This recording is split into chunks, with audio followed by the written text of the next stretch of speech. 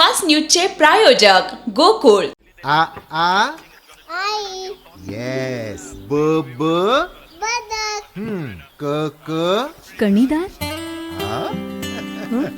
ख ख खमंग.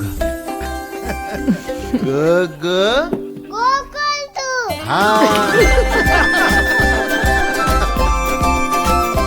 अगदी घरच्यासारखं.